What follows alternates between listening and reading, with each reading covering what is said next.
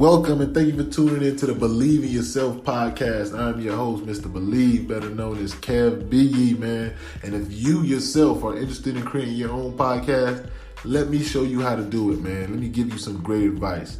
If you haven't heard about Anchor, it's the easiest way to make a podcast. Let me explain. I only need two things real quick. Listen in close. Number one, it's free.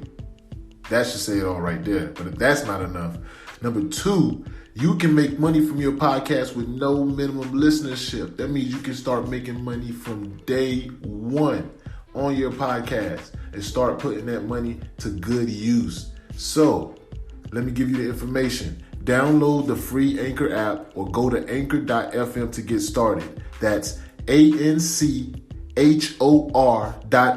to get started today. And I want to hear your podcast. Peace.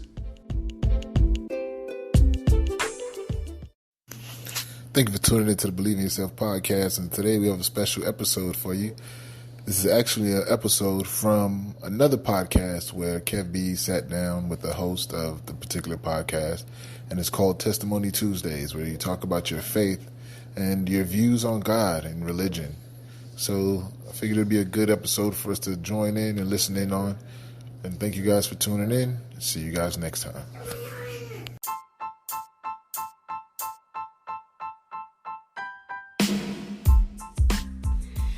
Hey, what's going on? I hope you guys enjoying the episode. This is Mr. Believe, and I just want to invite you guys to follow me on IG at KEV as in Victor, B as in boy, IYI. That's at Kevbiyi on IG if you want to catch any of these interviews live and in color. See you soon. Hey everybody, hello. Welcome to another Testimony Tuesdays. I'm super excited as I am every Tuesday, but y'all, we have a special guest today. His name is Kev. Hello, everybody that's coming on. Welcome to Testimony Tuesdays. What's up? What's good? Share the live. Do me a favor. Share this live because everybody need to hear some Testimony Tuesdays, okay?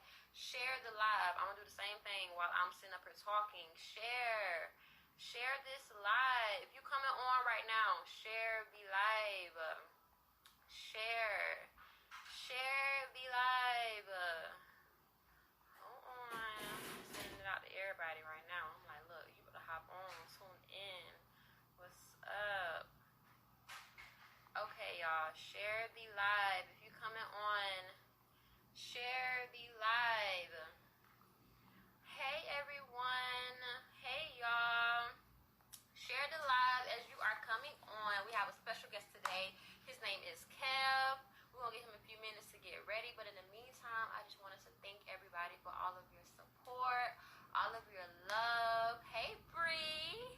Thank you all for all of your support, all of your love, and everything that y'all do for me. I really appreciate it. Thank you for sharing the flyer, for reposting the flyer, for sharing the live, for tagging people. Thank you for the hearts and all of that good stuff. But y'all, so today we have a special guest. His name is Kev, and he's going to come on and tell us all about his journey, everything that, how God has impacted his life. But in the meantime, until our guest gets on, I just wanted to share something with y'all. Go ahead. I wanted to share something with y'all about, this crisis that we got going on, this pandemic. I was listening to Dr. Miles Monroe. I don't know if y'all know who that is, but look him up on YouTube. He is absolutely phenomenal. Dr. Miles Monroe. He gave some things that you want to do during a crisis. And you guys, it's true. Okay, listen. During a pandemic, during a crisis, that's when you're most creative. Number one here on the list is creativity. That's when you become creative. When your back is against the wall, when you have no other options, when you don't have a plan B, that's when you come up with the most creative ideas. So during this pandemic, think outside the box. If you have some crazy idea, go with it. Go for it. That's when you're your most creative. Number two, a crisis or a pandemic, it demands a new way of thinking. Oh, listen, that's so true. It demands a new way of thinking. Now you can't do things the way you used to do it. Now you got to do it a new way. Like we can't all this contact. You're not able to be in contact with people anymore. Now you got to think of a new way. It demands a new way of thinking, a way of thinking outside the box. Right now, I wanted to do, honestly, I wanted Testimony Tuesdays to be more of like an in-person thing. I wanted to be hosting more in-person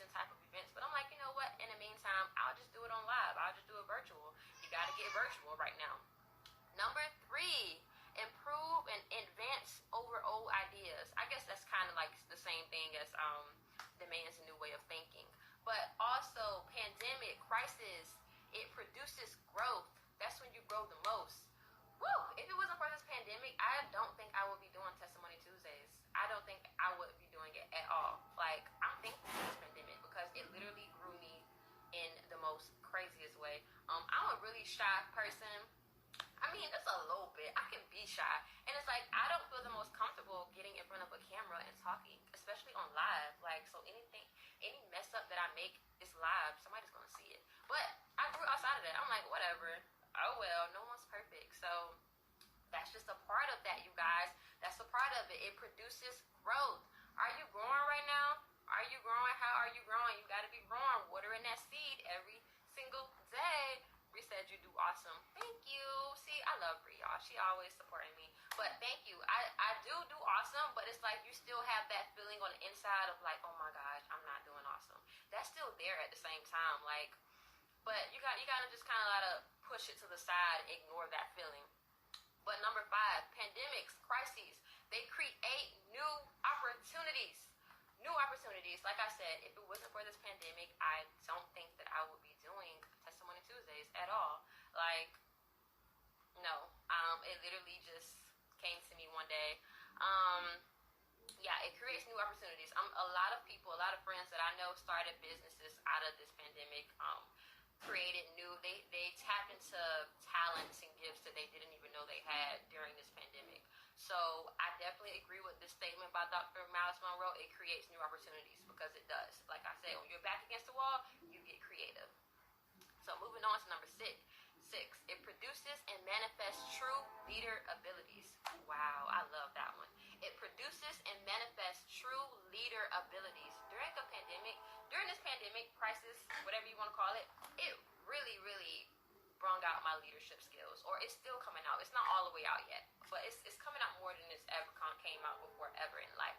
So it creates, it's made me pull out these leadership skills, especially with another opportunity that I have, my financial services business. Like, a part of that is it's all about going out, creating a team of people, and actually having to be a leader, be in charge of people. So all of those things, like, it's really, really manifesting the leader within me, and it's coming out. So thank you for this pandemic. It's like, I really feel like God did this to us for a reason.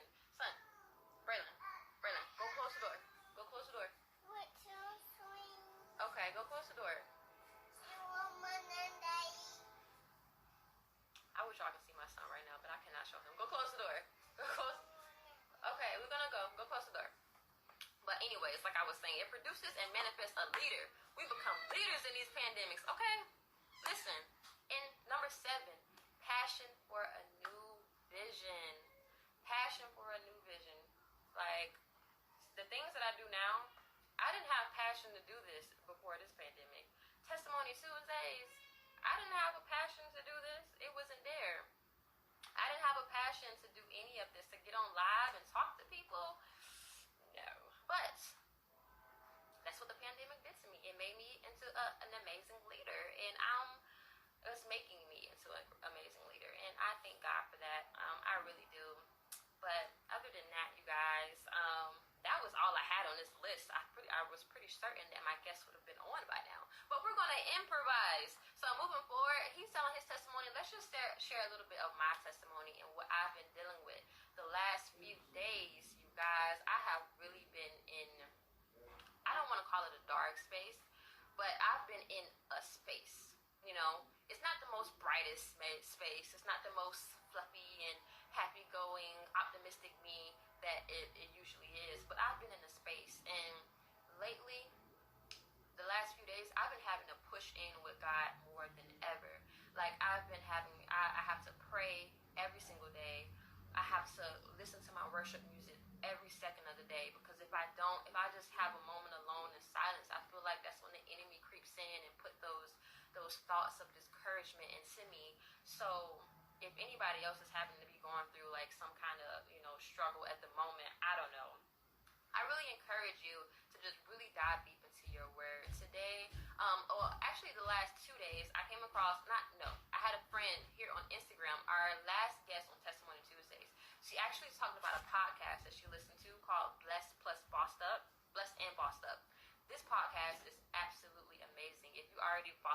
watch my stories, I literally been screenshotting like the titles like every day, because this podcast is so amazing and it really shifted my whole life the last few days. Because I'm not gonna lie, probably like last week or the week before that, sometime I really felt so discouraged. I felt like giving up everything. I was laying in bed. I even tried to drink, y'all. But I'm like, oh, I can't even drink this. But I tried to, I was like, I don't want to feel like this no more. I was just laying in bed. I was sleeping. I wrapped myself up under my blanket, and I was just binge watching Netflix. I didn't want to think about anything business. I didn't have no desire to listen to a sermon. Like, I was just completely in a space that is really dangerous. It's really dangerous to be in that space because I was so vulnerable. And in the midst of that, that's when the enemy can attack you. And those attacks hurt. Those attacks take you lower and lower and lower. And I know I tell people all the time that you're going to have to pull yourself up out of that. And that's what I kept telling myself. Get out of this. Get up. Do your routine. Go listen to a sermon. Go outside. Go stand in the sun. Go do some grounding. Go do something to get out of this. I kept telling myself that, but I couldn't do it. My body wouldn't move. I had no desire. Like, it's like I was just so, I don't know. I don't even know how to describe it, but it sucks. I hate being there, but it happens to all of us. It happens. And it came, and it happened to me totally out of the blue. Like, the week before that, the week prior to that, I was having a great week. I was happy. I was uplifted, listening to my sermons, writing down my goals. I was feeling so good. And it's like, in the midst of that, when you're feeling the best, when you are entering a new level of your life, that's when the enemy attacks you, because he doesn't want you. Let me say this. It's really when you're starting to walk into your calling, that's when the enemy is going to attack you the hardest. And that was my first attack, and it knocked me down. It really knocked me down. And even, the last 2 days has been me just really uplifting myself and getting back in alignment with who God said I am, and just me embracing who God says I am. I see our guest just joined. Go ahead and request to join in on the live. But long story short, you guys, if you're going through anything like right now, if you're just dealing with it, just really dive deep into God's word. You just got to pray about it, talk to God and tell him what you want. And then go listen to a sermon, because I promise you that sermon is going to correlate with exactly what you just prayed for. But, okay, you guys, I'm going to go ahead and let our guests in.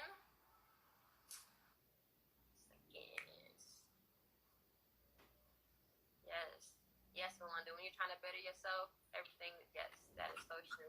Hello, Kev.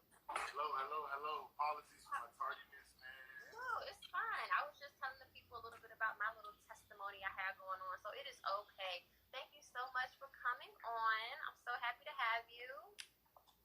I hope you had an amazing. Yes, so I don't want to take up too much of the people's time. We only got an hour on live, so I'm just going to dive right into it. Kev, I want you to just talk all about your journey with God, and first and foremost, you can just start off telling us a little bit about, how you came about finding God. Well, I would say how I found God it's been a journey, to say the least. I mean, I was born in a Christian household, so I've been going to church probably from the time I was born. So I grew up with the knowledge of God. But I always had questions along my journey. I would always ask, why certain things were the way they were.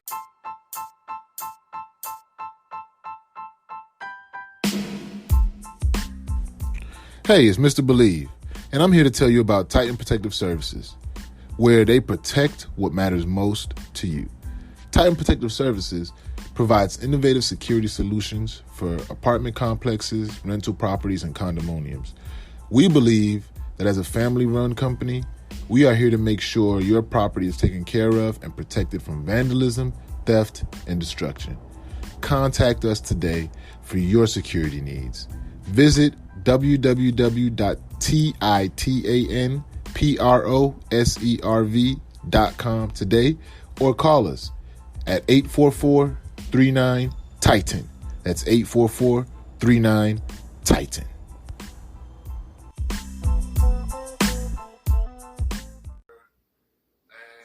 as I got into college, started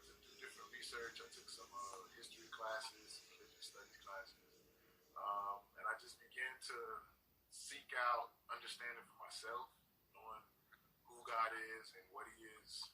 And I would say probably like maybe about 5 or 6 years ago, I found God, or I don't like to use that word. That's okay. I like to use the source. I like to call it the source because I feel like people throw around the word God a lot. And, Charlemagne the God, all this the God. The God I understand. that. So I just like to say the source from which all things come. So everything comes from the source, which is God, with a higher power. And I just found a better relationship with Him about 5 or 6 years ago, or the beings of God.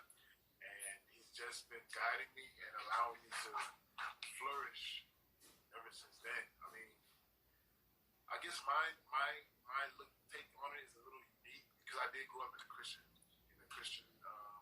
household, so I was in church a lot. I went and got baptized, the whole, singing and being all over, doing that, living that lifestyle. But there was always questions to me as to like why we did certain things, or why things were the way they were, or why things had to be this way. And I ultimately landed on that it all depends on your relationship with Him. And through reading the Bible, like while I was in college, I read the Bible front to back twice.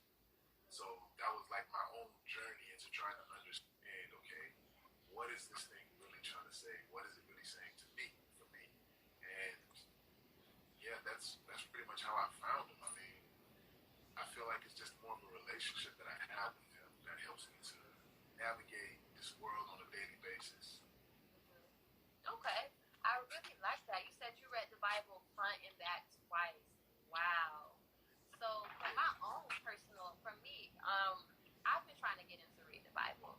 What would you say, like, is it a certain particular spot in the Bible, or did you start at the beginning when it came to reading the Bible, or did you start, like, somewhere in the middle? Where did you start? So the first time I did one of those 365-day challenges where it had, like, a guide, which you should read every single day. Oh, okay. Bible. I did it like that, and then the second time around, I started in the New Testament and then went to the Old Testament. Okay, let me ask you this question, because in the past, I have came across a lot of people who would say things like, oh, I don't believe in the Bible, or the Bible was written by man, and just all that kind of stuff. And recently, I've begun to realize, like, I wouldn't be who I am if it wasn't for the Bible. Like, the Bible is probably one of the most important things in my life. Like, it literally it's a guide to everything that I have been going through. So, would you say that the Bible really is, something that impacted your life in a major way? Yes, I would definitely say the Bible impacted my life in a major way. I can understand people's sentiment, why they feel the Bible is, because it was written by physical male hands, or men's hands. So there is room for error of interpretation. But I feel if you overall look at the Bible objectively, the message of what it's trying to tell you, if we take away who wrote it, where it came from, the message is what I lived through, and that I feel like people need to focus more on that, not so much who wrote it, because there's many books that other people write today that people say changed their life. It's not the Bible, so you can't just throw the Bible out just because somebody else wrote it or something like that. Mm-hmm. Right, that's true. That is true. So let me ask you this. Oh, what was my question? Lord, where was I about to go with this? So when it comes to reading the Bible or any type of spiritual text, do you feel like you have to be in a certain mindset or a certain state before you read the Bible, or do you think people, like anyone, can just open it up and get an understanding? I think you have to have a goal, I would say, when you read the Bible. Because the Bible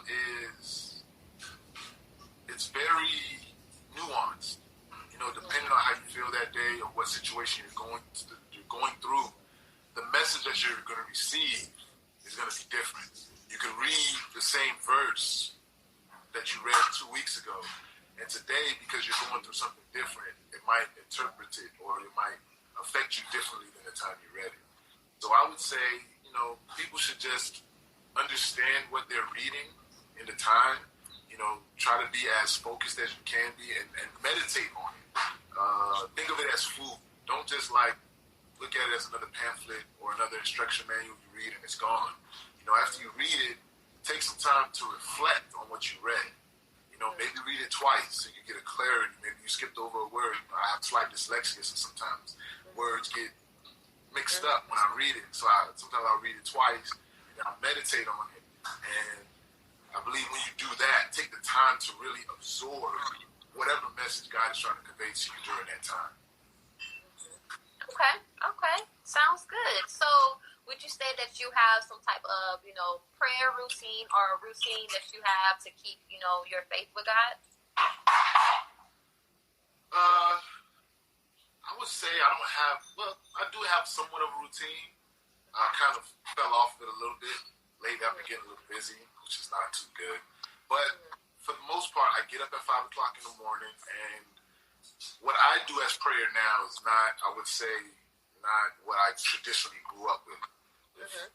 Anybody who's grown up my parents are Nigerian, so I went to a lot of Pentecostal and Nigerian centric churches. So the way they pray it's a whole nother way. Sometimes everybody's chanting. It's a group prayer. You're yelling sometimes. You're trying to call down fire from heaven. And I more take it as more of a meditative state now. I wake up in the morning. I would meditate. I'd probably get a little activity in, some kind of workout to get my blood flowing. And I would either listen to a passage or just meditate and reflect. Just overall, objectively, and try to, in those states and in those times, be open to hearing. A lot of times, God's speaking to us, but we're not listening. Another thing I do is a lot of times if I'm in let's say a stressful time or I got a lot of things going on, when I drive, I don't listen to any music at all. I just let the silence in the car be there. A lot of times people can't sit in silence, and that's something that you have to work up to. But I would sit in silence and just listen and reflect, objectively. And sometimes the message that I receive, would sometimes hurt me a little bit because I'd be like, hey, Kev, I'm messing up over here. And I would take that as that's God telling me you need to do this differently or keep going this way. You have to be able to take those times and really quiet your mind and listen to what the messages that God's trying to give to you. God's going to speak to people in many different ways. So for me, being quiet and still is a way that I hear God. And other people, maybe they physically sit on their knee and pray and talk, and that's how they hear God. But for me, it's more meditative state. Right. Okay, I totally understand that. And that's the beauty of Testimony Tuesdays, because I want people to see that it's many different ways that you can go about, praying or just, hearing God. It's never the same way for all of us. It's totally different, and it's nothing wrong with that. So I really love the fact that you said that. So something you just said about, you grew up one way and then you transitioned into doing it another way. So what would you say to people who, maybe they grew up, they have parents who wanted them to, worship God a certain kind of way, and they're struggling with trying to find their own way? Like, what kind of advice or what did you do to make that transition easy for you? For me, it took some time because you have to research. Number one, you can't be scared of what you're going to find. Sometimes what you would find, for me, it was a paradigm shift, from what I found and what I began to research. And just being able to understand, for me, was understanding human nature. Because I had the same sentiment prior, like the Bible, who wrote the Bible, this and that, and I was feeling, some type of way about it. But I began to understand that a lot of things that happen that are in place now are there as a human construct. It's not literally what God created for us to do, and in religion, like I said, I don't necessarily classify myself as Christian, but I do follow the Bible. A lot of things that turn people off or make people question is not because of what God did, it's what because that person does, or how they do it, or how they present it. And we have to, as human beings, begin to think critically and not hold men at the standard or the place where God should be. So like your pastor or your leader, the person that you look up to who is maybe giving you the message, they're going to mess up. They're going to fall.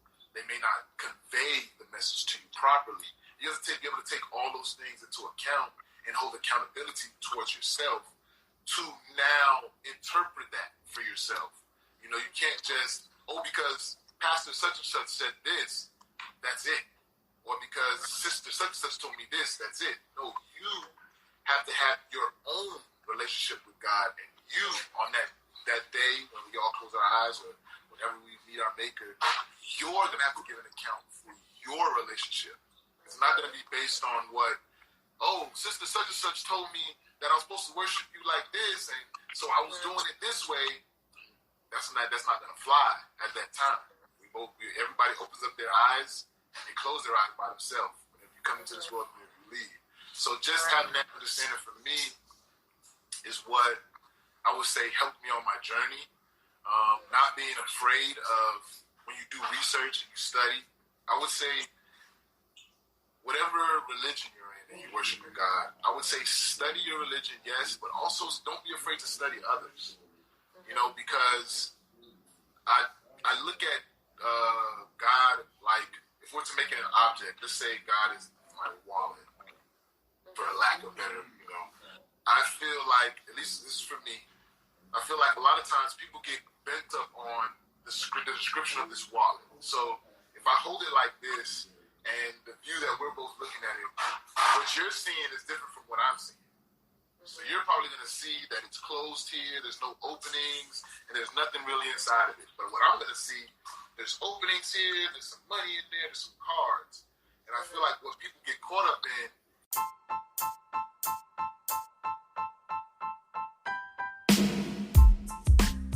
Hey, it's Mr. Believe, and I want to tell you about Unique African Boutique. It is a beautiful collection of authentic clothing, jewelry, accessories, and art that are made with the highest quality from artisans in Africa. What you get from Unique African Boutique, you can't get from anywhere else. Our entire collection is made up of one-of-a-kind pieces that promote the culture, music, and lifestyle of Africa, with care for the artisans and their families and their livelihood. Shop Unique African Boutique today at shopuniqueafricanboutique.com. Is whatever perspective they have. So this person has a perspective of God from this way, and he's getting mad at the guy on this side and telling him, your view is all wrong. What you're looking at is totally irresponsible for you to be telling people that that's what God is. When in actuality, you're just looking at another side of it. And if we take the time to explore these other religions, not saying that you're going to follow them, understand them. Because these religions are there in these different regions. You know, the people in Africa worship God a different way than the people in Asia. It doesn't mean that they're not worshiping the same God. It's just up to interpretation. They grew up in a totally different climate, totally different era. They witnessed different animals. They witnessed different climate changes. So the manifestation of God and the way they express it is going to be totally different than somebody all the way on the other side of the globe. Because they're going to experience, like over here in Florida, we experience hurricanes. In California, they experience earthquakes. So the way you look at it is going to be totally different. And I feel like if you're somebody who's struggling to find your way, I would say be open to study multiple ways. That way you can now get idea from here, and then piece and come together with your interpretation, your relationship with what God is for you.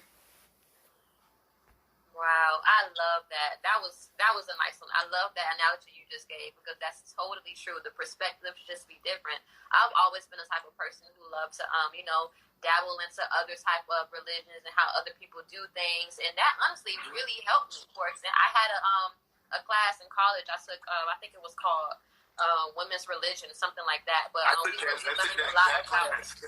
Yeah, we learned a lot about Buddhism.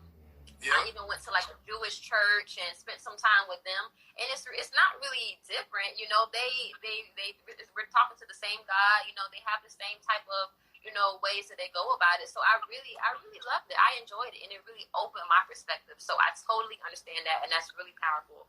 So you talked a lot about doing research. So how often do you do your research? Because I know for me, for example, if I don't, look into my Bible or watch a sermon for, 2 days, I go off track. So how often do you do your research? Or what would you tell people who, are trying to incorporate doing research in their routine? You're like, ooh, let me think about it. I would say start where your heart leads you. Don't try to consume everything in one day, because today you may be in an emotional state where what you read is going to give you a different message than what you'll read tomorrow. So it's going to be a journey. So you have to be a constant sponge. If you're going to get into a routine, I would say, at least for me, what works best is waking up early in the morning before I start my day. If that's what you want to do, because it's before you get bombarded with everything else that the world has to throw at you for the rest of that day. And you'll be able to think more clearly because that's when you're awake, you're up, that's when you're most energetic. So that's when you'll be more susceptible to receive whatever message that you need. And I would say take your time. I mean, if you read the Bible once every 2 weeks, just be consistent on when you're reading the Bible and following through with it. And each time you do it, make sure you're taking notes, because that's what I did when I read the entire Bible. I was always taking notes. So when I came back, I would be able to see what I wrote the last time, read it, reflect on it, and be like, but I feel a little bit more like this time. I add to it. And as you grow, as you live your life daily, because I feel like Christianity, people get so caught up in doing the Bible, but you have to walk the walk for the actual change or the transformation to happen in your life. So it's good if you read a little bit and then act on what you read. If you read 10 chapters, you might not be able to implement everything from those 10 chapters that you learn. But if you read 2 passages, you can probably implement those 2 passages for the next week, see how you felt about it, come back to what you read. You might have a different understanding on what you did, and then move on to the next. So I would say make it a journey. Don't try to finish and understand everything today. Don't say I'm going to be a scholar tomorrow, but understand that throughout your lifetime, you're going to be continuously learning more about God, because we have to remember God is an infinite being, meaning that there's an infinite amount of knowledge and understanding that we can gain on Him. You're never going to learn enough. If you live to 100 years and you study the Bible every single day, you still won't know everything you need to know about it. So it's not about how much you consume, but the way you consume it. And just making sure that you're intentional about putting into action what you're actually reading. Because it's your life that you live that God wants to shine through you to now impact the world. Not what you're reading and understanding, but what you're living and showing. I like that. So I want to dive deeper a little bit into when you said you want to walk that walk. Can you elaborate a little bit on that for people who probably don't really understand what that means? Yeah, that's it. Did I have a little, my pause, do I have a little lag? Mm-hmm. Wait, say that last part again? I think we had a little lag. Oh man, that sucks. I said, can you elaborate on walk the walk? Walk that. Yeah. Can you hear me? I can hear you. Yeah, I think there's a slight delay. Okay, can you hear me? I can hear you. I can hear you guys can hear me? Give me a thumbs up. I hear you. Are we good? Okay. Okay, so for me, walk that walk is basically being accountable to yourself and to God. So in the Christian belief,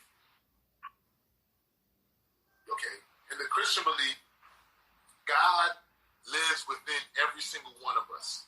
He's a part of you every day. So being accountable to the God within you and to yourself. So if you read today, God says, don't be maliceful or be backbiting to your neighbor. Something happens, we go through life, somebody offends you. Maybe before you read that passage, you find a way to get that revenge or come back at them or some way to try to put it all on yourself to figure out how to solve this problem. After reading that passage, you may have a different understanding. You may say, you know what? This person may not understand what they're doing. The actions that they're taking towards me may not be malicious. Being able to differentiate and separate yourself from the emotional part of it and really see it objectively for what you need to do and what you need to represent. So when something happens to you, and I'm still working on it, something happens to you, something comes to you, not being so fast to react off the flesh, but to have a sense of self-discipline and reflection and observation and being able to act on what your higher self or what God is intending you to do. Like, what message am I supposed to be getting from this?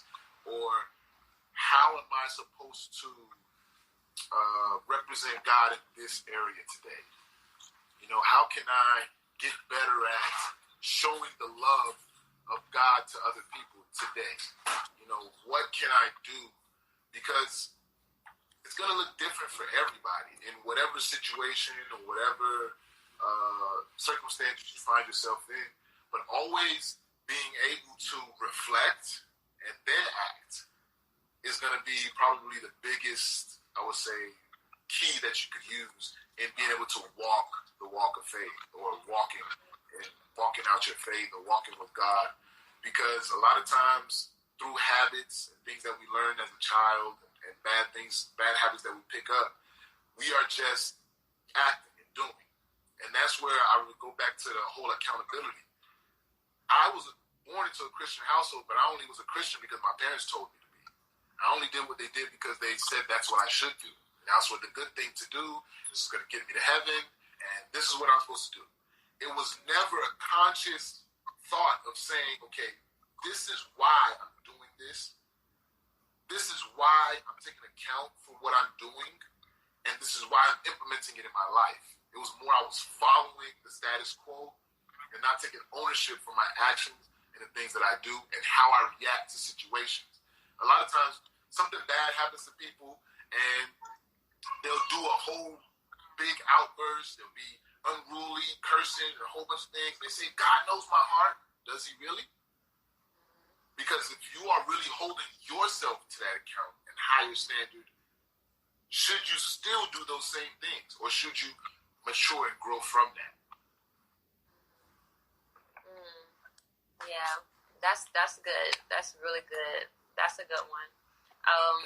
So I was just taking some notes as you're talking so I don't forget what I wanted to ask. But you said something about separating the emotional. And I just wanted you to elaborate on that just a little bit more because, everything that you're saying, I know it's helping everyone out there and it's really helping me as well. So can you elaborate on that separating the emotion a little bit? Because that's something that I struggle with. So, I know you said you're still learning, but, what are you doing to, get there? Man, my meditation definitely helps me because when I find that meditation allows me to now be more calm and reflective. So, like I said, I'm still practicing. I still fall just like anybody else, but I'm not as quick to act. I'm a lot more looking for what can I learn from this? How can I get better from this? What was my contribution to this situation that I'm in right now? A lot of times we play the blame game and we're like, is this, is that, is this? But that's all emotion. And God gave us emotions for a reason.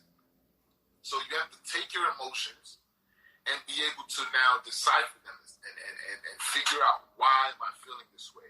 Why? And that only comes through practice and spending time with yourself.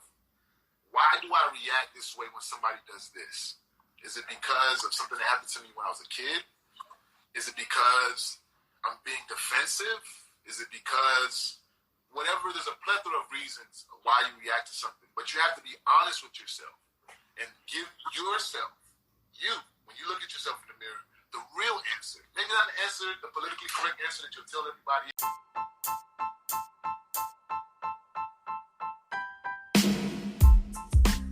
Thank you for tuning in to the Believe in Yourself podcast. Now I'm your host, Kevbiyi, and I just want to say thank you to everyone who's been tuning into these episodes. And I pray, and my prayer is that everyone has been getting some type of inspiration, motivation, or even some tips and tricks of the trade that they can use in their everyday journey or lives into entrepreneurship, professionalism, or just downright living.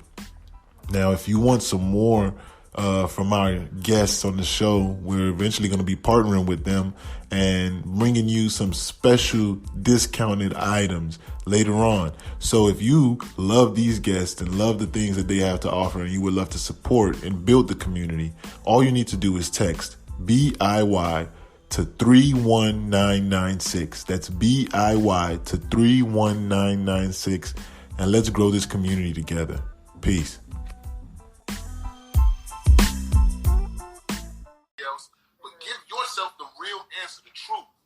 It may be, for lack of a better phrase, maybe in that area you're just a piece of, for lack of a better phrase. And I need to get better at that.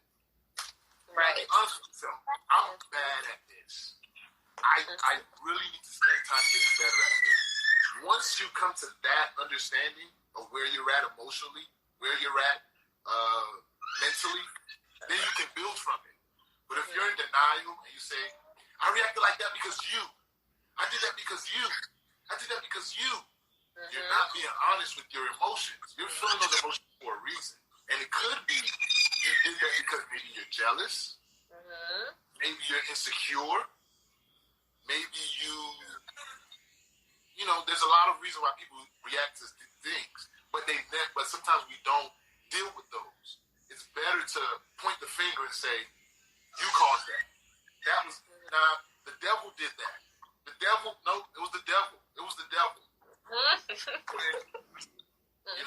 When you study other religions, it's duality. You have a devil and a Christ within you. Which one are you feeding? When you're pointing the finger at the devil, you're feeding the devil. Because you're never taking an account to kill the devil within you and say, you know what? I just suck at that.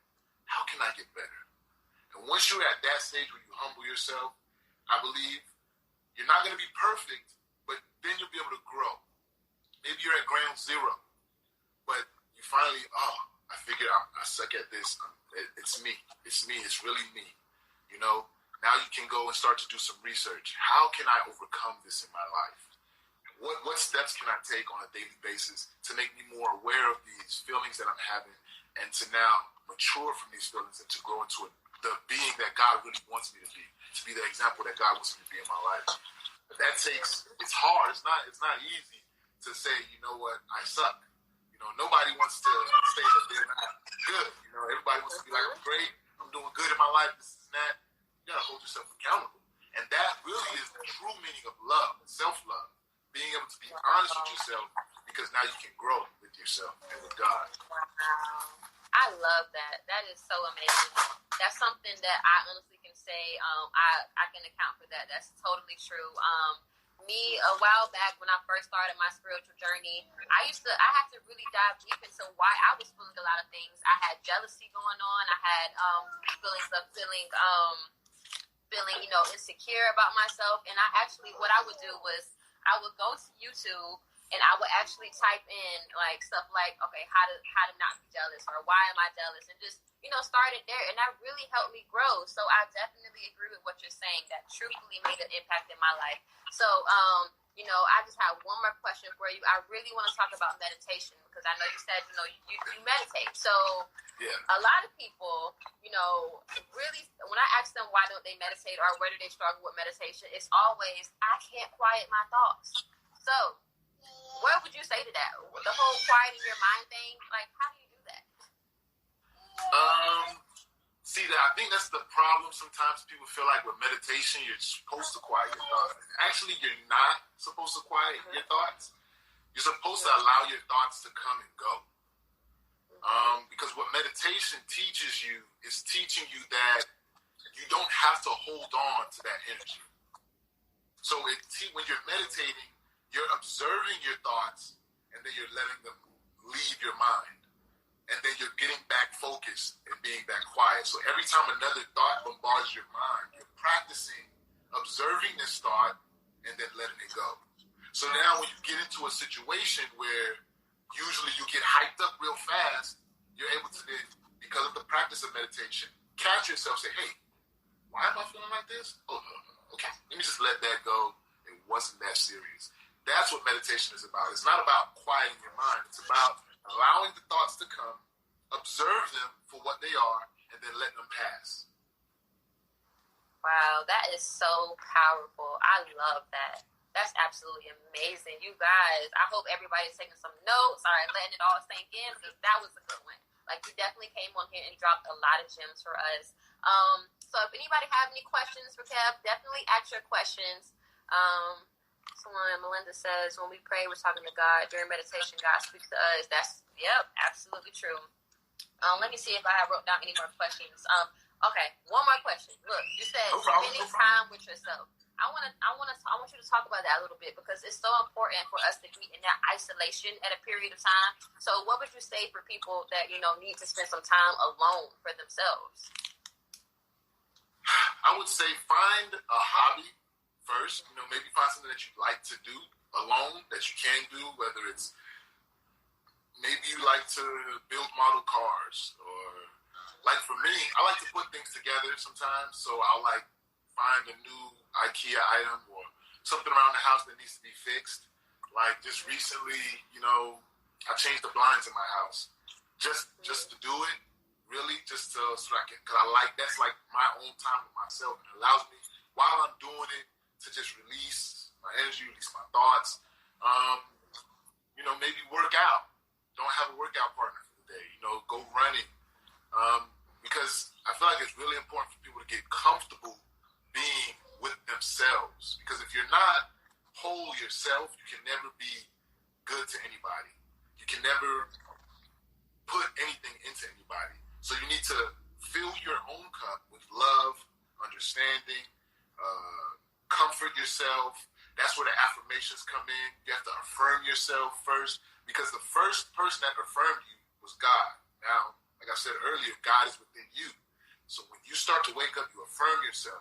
You do this. You're spending that time with yourself before you go into the world, because all the world's going to do is take from you, no matter what it is. When you go out, somebody wants to take your parking spot. Somebody wants to take some money from you. Somebody wants to get you a new idea. Somebody wants you to help them with some advice. So before you do that, you need to take time with yourself and fill yourself up, so that when you do go out there and you're ready to get to the world, you're not giving the world from an empty cup. That's when you start to feel stressed. You start to feel overwhelmed. You start to feel like it's just too much because you don't have anything left to give. But when you go out there, it's all exchange. So you're pretty much required to give when you go out. So that's why it's very important to like take time, maybe find a hobby, work out, walk, meditate, but do something that you love.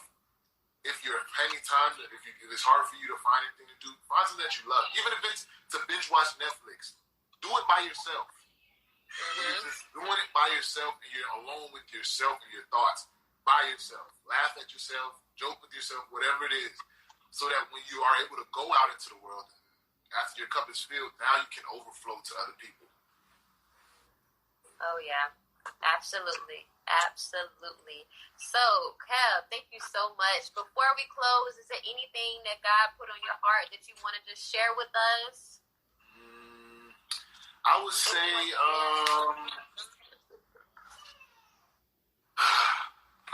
for anybody out there that's looking to have a closer relationship with God, I would say first things first is forget everything that you know now. If you're searching for that relationship with God, forget everything that you know now. And go and do your research. research.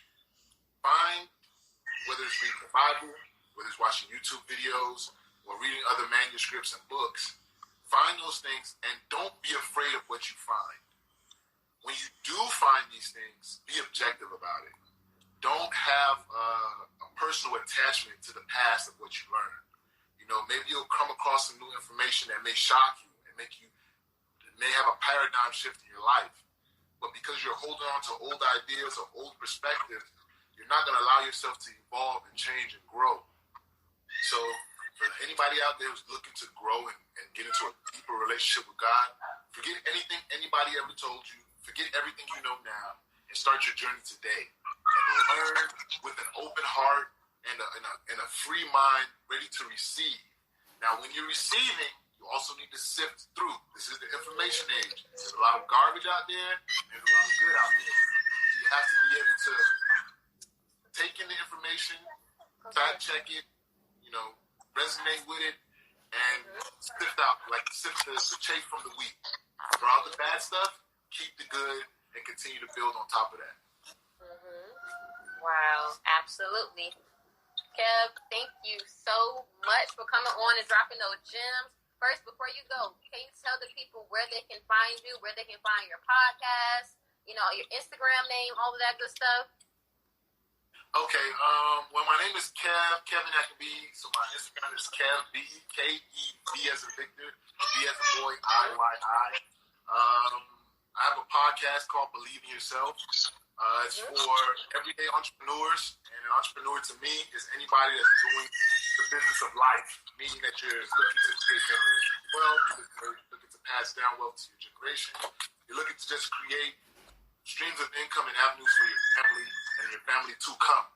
That's what I feel like entrepreneurship is about. So you can do it at a 9 to 5, or you can do it being a full-time, self-employed person. It's there to spotlight people and to just bring their stories to the forefront and inspire others to believe in themselves, because I feel like that's where everything starts for everyone. Once you're able to believe in yourself, you believe that you're great, you believe and you know that you're good, you believe and know who you are, then you can now go into the world and offer whatever gift God has given you. But if you don't believe in yourself, before you step out there, when the winds come and the rains come and it starts beating on your door, you will cower, you will fall, because you don't have a foundation set on yourself and your relationship with God. So that is at BIY Podcast, where you can follow me there. We do lives Tuesday and Thursday and Wednesday on Facebook. I have a security company that I own. Anybody that's looking for security guard services or security cameras for their home or business, it's Titan Protective Services. It's TitanProtectiveServices.com. My Instagram is at TitanProServe. My family also has a boutique store. It's called Unique African Boutique. It's at Unique African Boutique on Instagram and Facebook. I mean, all of this stuff is in my bio if you click on it. And that's me, man. So if you have any questions, concerns, whatever, if you're an entrepreneur and want to be on my podcast, send me a DM as well. I'm open, man. All right. Thank you so much, Kev. I hope you have a phenomenal day. You really came on and blessed us. And I hope that we can do it again one day. Thank you. Thank you for having me. You're welcome. Enjoy the rest of your night. You too.